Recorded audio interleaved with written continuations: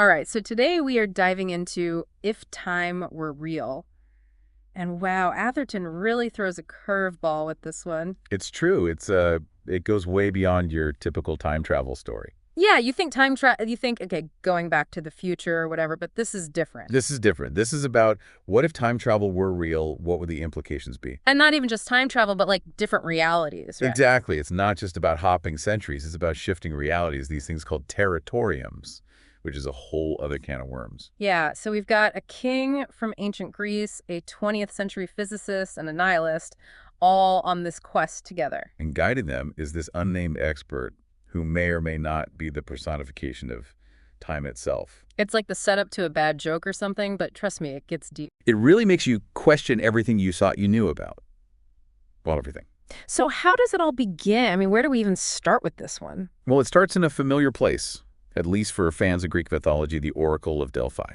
Okay, so we're jumping right into it. I like it. But this isn't your typical cryptic prophecy from the Oracle. Yeah. No, she hits our heroes with a truth bomb about time that would make even Einstein scratch his head. Okay, so usually I hear cryptic prophecy and I'm like, here we go again. But this sounds different. What's the deal here? It's all about how Atherton uses this ancient figure, the Oracle, to challenge our very understanding of knowledge itself. Okay, I'm intrigued. Like, we tend to rely on science on what we can measure right. But what about consciousness?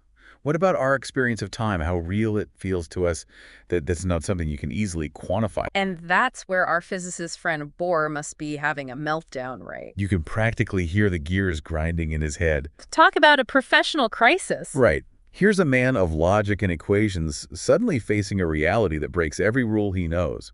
And Atherton sprinkles these moments throughout the book where Bohr is questioning his sanity, like, is he going mad, or is everything he thought was true actually false? It makes you wonder, would we rather cling to a comforting lie than face an uncomfortable truth? That seems to be a recurring theme here for sure. And just when you think you're getting a handle on things, Atherton throws in amorphic language into the mix. Ah, yes. Amorphic language, the universal language that breaks down all communication barriers.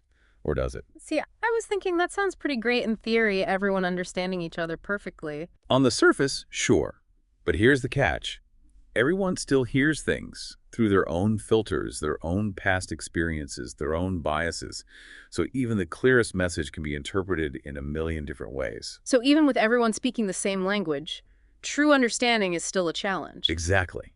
It's not just about the words themselves, it's about the context, Yeah. the individual, the whole shebang. It's like that saying, we hear what we want to hear, taken to a whole new level. Precisely. And our characters, with their wildly different viewpoints, are about to get a crash course in just how messy communication can be.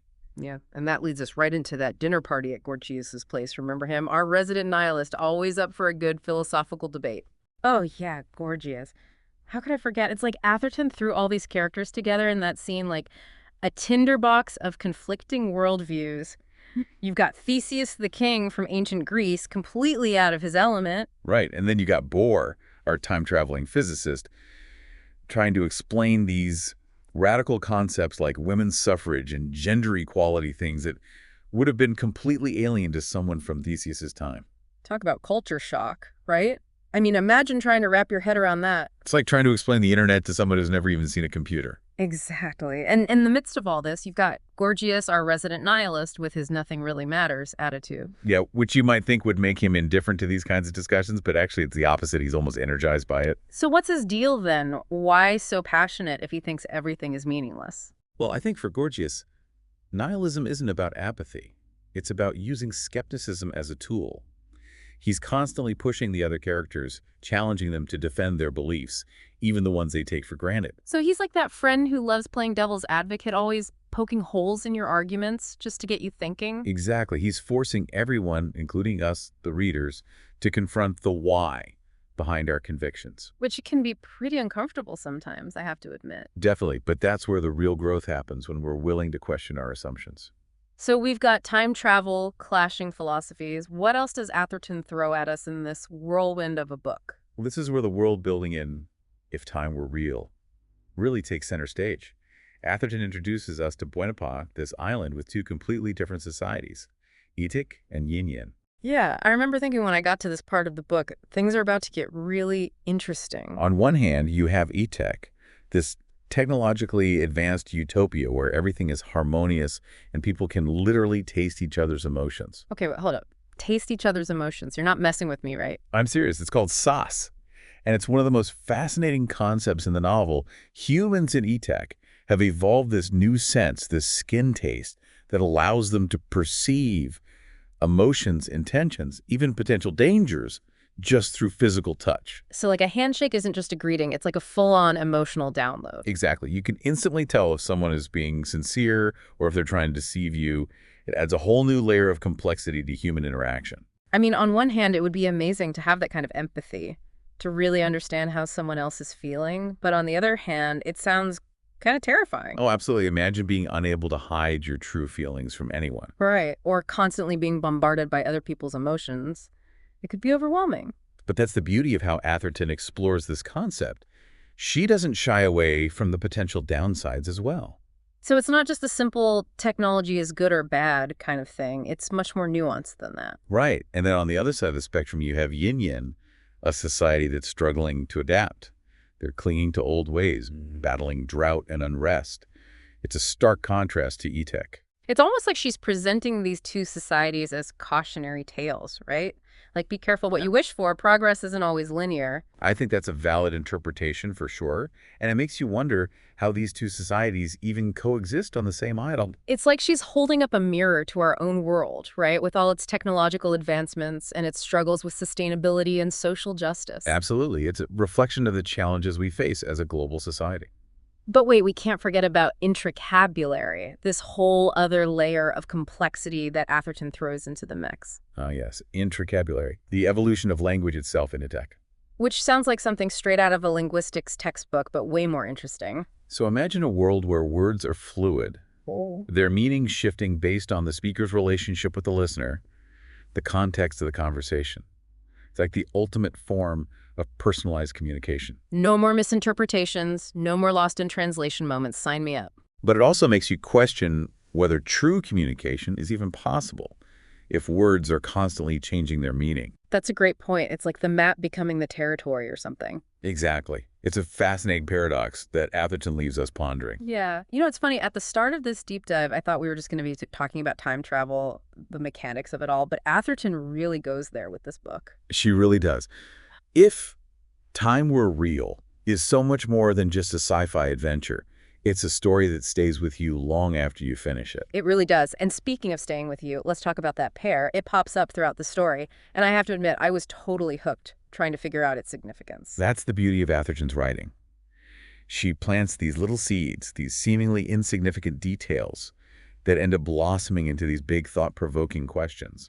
Yeah, like what does the pair represent? Knowledge, temptation, the fleeting nature of beauty, or maybe it's all of those things and more. Exactly. It's open to interpretation. Yeah. And that's part of what makes it so compelling. It's like that saying, beauty is in the eye of the beholder, or in this case, meaning is in the eye of the reader. And then there's that unforgettable encounter with Kretra, the guardian of the orchard. Talk about a visual feast.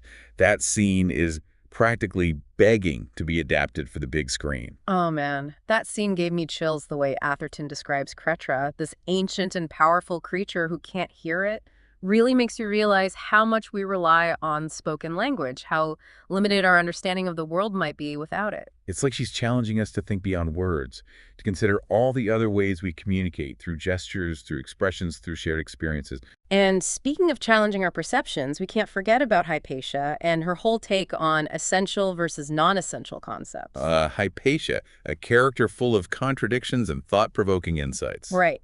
She argues that what we consider essential is often shaped by our limited viewpoints, our cultural biases. It's like she's saying, hey, don't be so quick to judge or categorize things. Maybe there's more to it than meets the eye. It's a powerful message, and one that I think resonates deeply with Atherton's overall theme of challenging our assumptions. So after this whirlwind tour of If Time Were Real, where do we even begin to unpack it all? What's the takeaway for our listeners? I've had to sum it up. I'd say Atherton is urging us to embrace the unknown, to question everything we think we know about time reality, even ourselves. Yeah. It's like she's saying, don't be afraid to go down the rabbit hole to ask the tough questions. because you never know what you might discover on the other side. Exactly. It's about opening ourselves up to new possibilities, even if they challenge our preconceived notions. And maybe, just maybe, through that exploration of the unknown, we can arrive at a deeper understanding of ourselves and the universe we inhabit. That's a beautiful thought, and one that I think perfectly encapsulates the spirit of if time were real. It really does. So to our listeners out there, we'll leave you with a line from the book that really stuck with me.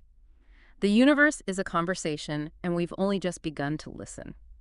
Keep those ears open, and who knows what incredible things you might hear. Until next time on The Deep Dive.